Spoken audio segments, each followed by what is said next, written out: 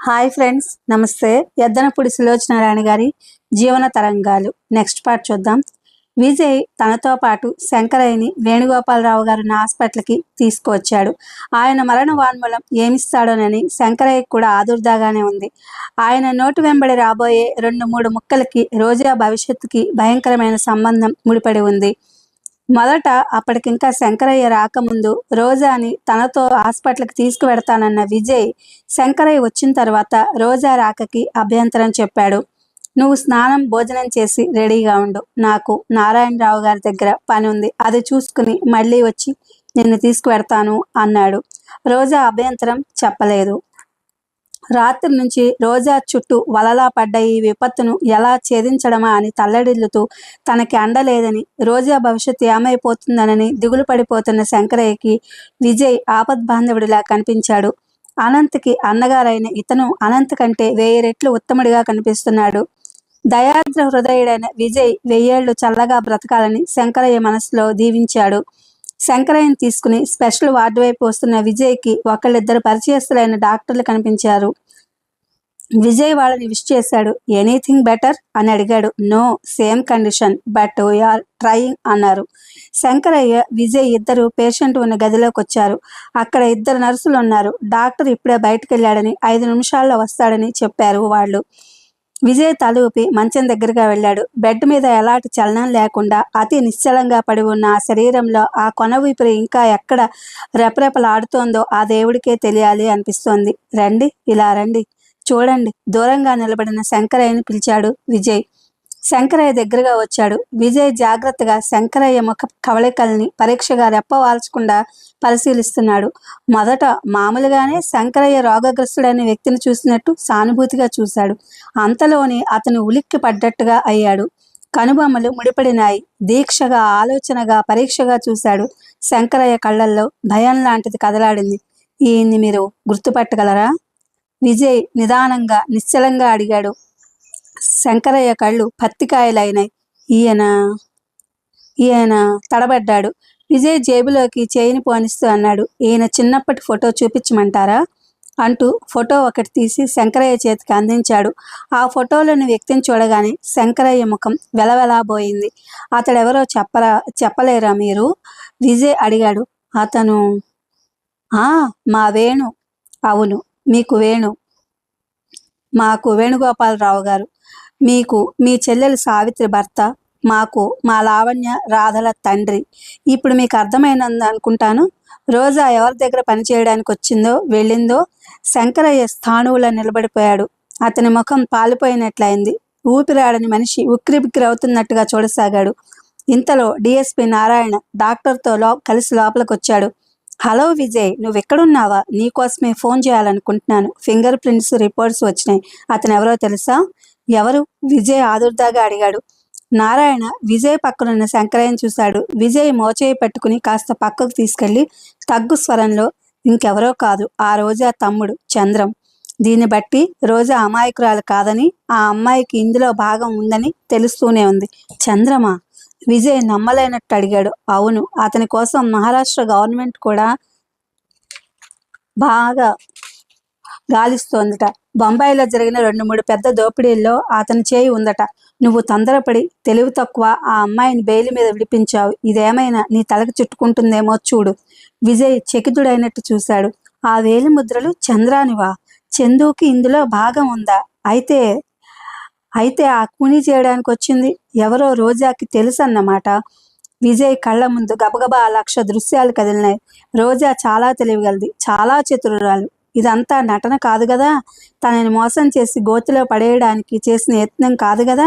రోజాని ఒంటరిగా వదిలేసి వచ్చాడు. అసలు ఇప్పుడు రోజా తన ఇంట్లో ఉందా, పారిపోయిందా? తన హామీ ఇచ్చి బెయిల్ మీద విడిపించాడు. రోజా తన మీద కక్ష సాధించడానికి ఇది ఒక అవకాశంగా వినియోగించుకోదు కదా. ఏమో. నారాయణ ఇప్పుడే వస్తానుండు, నేను మళ్ళీ నీకు ఫోన్ చేస్తాను. విజయ్ పక్కకు తిరిగాడు. విజయ్ 2 గంటల్లో బయటకు వచ్చాడు. పై అంతస్తు నుంచే దిగడానికి లిఫ్ట్ కోసం విజయ్ 2 అంగల్లో బయటకొచ్చాడు. పై అంతస్తు నుంచే దిగడానికి లిఫ్ట్ కోసం ఆగే ఓపిక కూడా లేనివాడలా 2 మెట్లు ఒక అంగచొప్పున ఉరుకుతూ గబాగబా క్రిందకొచ్చేశాడు. బయట ఆపి ఉంచిన స్కూటర్ మీద కూర్చోవడం, అది స్టార్ట్ అవటం 2 ఒకేసారి జరిగినాయి. గాలి దుమారంలో దూసుకుంటూ ఇంటికి వచ్చేసిన విజయ్ పరుగు లాంటి నడకతో వచ్చి దగ్గరగా వేసి ఉన్న తలుపుల్ని ఒక్క ఊపుతో తెరిచి లోపలికొచ్చాడు. గౌరమ్మ అంటూ ఇల్లు ఎదిరిపోయేలా కేక పెట్టాడు. ఏంటి బాబు? గౌరమ్మ హడలిపోతూ పరిగెత్తుకొచ్చింది. అమ్మాయి ఏది? ఎక్కడా? ఏ అమ్మాయి బాబు? కంగారు పడుతూ అడిగింది. రోజా? ఆ అమ్మాయా? పైన ఉంది. చెప్పగా స్నానం చేసింది. లేచి భోజనానికి రమ్మనమని ఇప్పుడే పిలుస్తున్నాను. ఏమైంది బాబు? ఏం జరిగింది? విజయ్ గౌరమ్మ మాటలు వినిపించుకున్నట్టే హాస్పిటల్ మెట్లు దిగినంత వేగంగా మళ్ళీ మెట్లు పైకెక్కి వెళ్ళాడు. గదిలో రోజా మంచం మీద కూర్చుని తలదువ్వుకుంటూ చిక్కు తీసుకుంటోంది. ఏట ఎలాంటి శంక లేకుండా నిశ్చలంగా ఉన్న ముఖంతో పరధ్యానంగా ఆలోచిస్తూ మెల్లగా తలదువ్వుకుంటున్న రోజాని చూడగానే విజయ్ గది గుమ్మంలో క్షణంసేపు ఆగిపోయాడు. గబాగబా రావటం వల్ల అతను వేగంగా ఊపిరి పీలుస్తున్నాడు. నుదుటి మీద చిరుచెమటలు అలుముకున్నాయి. అడుగులు చప్పుడు విన్న రోజా తల తిప్పి చూసింది. రోజా విజయ్ దగ్గరగా వచ్చాడు. రోజాకి అభిముఖంగా వచ్చి నిలబడిన అతను తీక్షణంగా వెంటనే అడిగేశాడు. రోజా, నిజంగా చెప్పు, వేణుగోపాలరావు గారి మీద జరిగిన హత్యా ప్రయత్నంలో నీకేం సంబంధం లేదా? నీకేం తెలియదా? రోజా విచిత్రంగా అతని వైపే అపరిచితుడిని చూసినట్లు చూడసాగింది. కొద్దిసేపటి క్రితం అనురాగంగా ఆత్మీయంగా ఆసరాయిస్తూ మాట్లాడిన వ్యక్తి ఈ మనిషేనా? విజయ్ ఆలస్యం భరించలేకుండా ఉన్నాడు. 2 చేతులు చాచి రోజా భుజాల మీద గట్టిగా పట్టుకుని పైకి లేవనెత్తాడు. రోజా చేతుల్లో దువ్వెన జారి క్రింద పడింది. విజయ్ ఆవేశంగా రోజా భుజాలు కదుపుతూ అన్నాడు. నిజం చెప్పు, నువ్వేం చేసినా పర్వాలేదు. ఎలాంటి పరిస్థితులనైనా నేను నీకు అండగా ఉంటాను. నీ కోసం ఒక్క న్యాయంతోనే కాదు, సర్వ ప్రపంచంతో ఎదురు తిరిగి పోరాడతాను. నువ్వెలాంటి దానివైనా మనసారా స్వీకరిస్తాను. కావాలంటే నిన్ను అగ్నిసాక్షిగా అందరి ముందు మళ్ళీ పెళ్ళాడతాను. నాకు నిజం దాచి నన్ను నలుగురిలో వెదవని చేయకు. నిజం చెప్పు, అసలేమైంది? విజయ్ చేతులు రోజా భుజాలు ఘాటు పడేటంత గట్టిగా ఒత్తి పట్టుకున్నాయి. విజయ్, నాకేం తెలియదు. హఠాత్తుగా అతను చూపిస్తున్న ఈ ఆవేశానికి బెదిరిపోతున్నట్టుగా ముడుచుకుపోతున్నట్టుగా అంది రోజా. అబద్ధాలాడకు, ఇంక నటన మానేయ్. నీకేం తెలియదంటే నేను నమ్మను. ఈ హత్యా ప్రయత్నం జరిగినప్పుడు చంద్రం అక్కడున్నాడు. నీకు తెలియకుండా అతను అక్కడికి రావడం అనేది అసంభవం. చందునా? కొత్త విషయం వింటున్నట్టుగా అడిగింది. అవును, దీనిలో అతనికి కూడా భాగం ఉంది రోజా. నువ్వు నా నుంచి నిజం దాచినట్టయితే నీ తమ్ముడికి బదులు నువ్వు ఉరికమ్మం ఎక్కాల్సి వస్తుంది. నేను ఎంతసేపు నువ్వు అమాయకురాలవని అనుకుంటున్నాను. నువ్వే పాపం ఎరగవని, ఇది ఇంకెవరైనా చేసి నీ మీద తోసి ఉంటారని అపోహపడుతున్నాను. నా నమ్మకం తెగిపోతోంది. చంద్రం వేలిముద్రలు అక్కడ ఉన్నాయంటే నా ఆలోచనలే తల్లకిందులవుతున్నాయి. చెప్పు రోజా, నిజం చెప్పు. నీకేం భయం లేదు. నేను నీకున్నాను. చందు అక్కడికి ఎలా వచ్చాడు? ఎందుకు వచ్చాడు? రోజాకి విజయ్ నిలదీస్తున్నట్టు అడుగుతున్న ఈ మాటలేవి వినిపించడం లేదు. రోజా చెవుల్లో చందు స్వరం 1000 కంఠాలతో ప్రతిధ్వనించింది. వారం 10 రోజుల లోపల వేణుగోపాలరావు గారి ఇల్లు సర్వస్వం దోచుకోబడుతుంది. నువ్వు అక్కడ పని మానేయి. చంద్రం వేలిముద్రలున్నాయి అంటే ఇది వాడు చేసిన పనైనా? రోజా విజయ్ వైపు భయంగా చూసింది. నిజం చెప్పు రోజా, అసలేం జరిగింది? ఏమైంది? ఆగ్రహంతో ఆవేశంగా ఊగిపోతున్న విజయ్ అతి కష్టం మీద సహనం కూడా తీసుకుంటూ అడిగాడు. విజయ్ భయభ్రాంతులతో అతని వైపు చూస్తున్న రోజా హీనస్వరంతో మెల్లగా చెప్పింది. నేనే ఈ పని చేశాను. నా ప్రోద్బలం మీదనే వాడు ఈ పనికి ఒప్పుకున్నాడు. వాడిని ఈ పనికి పురుగొల్పిన వ్యక్తి నేనే. వాడు అక్కడున్న మాట నిజమే, కానీ అది వాడి ఉద్దేశం మాత్రం కాదు. వాడికేం తెలియదు విజయ్. పోలీసులకి నన్ను అప్పగించు. దయ ఉంచి వాడిని మాత్రం ఏం చేయొద్దు. రోజాకి హఠాత్తుగా ఏడుపు ముంచుకొచ్చేసింది. విజయ్ రోజాను వదిలేశాడు. పూలదండని చేతిలోకి తీసుకుంటే అది కాలసర్పంగా మారి కరవటానికి సిద్ధమైనట్లుగా ఉంది. ఇంకా నయ్యం, అదృష్టం అది తనని కాటు వేయలేదు. తన మనసులో రోజా పట్ల ముప్పులుగొన్న అనురాగం అందరం బయట పెట్టలేదు.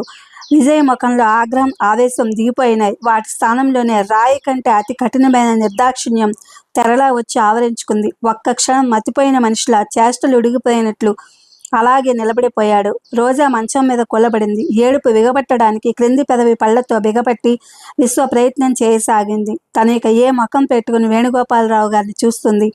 ఏ ధైర్యంతో ఆయనకి ఎదురుగా వెళ్లి నిలబడగలుగుతుంది? విజయ్ గిరెక్కున వెనక్కి తిరిగి క్రిందకి దిగి వచ్చేశాడు. సరాసరి ఫోన్ దగ్గరికి వెళ్లి చంద్రం తనకిచ్చిన నెంబర్ డయల్ చేశాడు. హలో, అవతల నుంచి వినిపించింది. హలో, జేమ్స్ కావాలి. పిలుస్తాను, ఒక్క నిమిషం ఉండండి. విజయ్ ఫోన్ దగ్గర నిలబడ్డాడు. అతని కణతల మీద నరాలు అదురుతున్నాయి. ఎప్పుడూ ఎరగనంత తలనొప్పి వచ్చింది.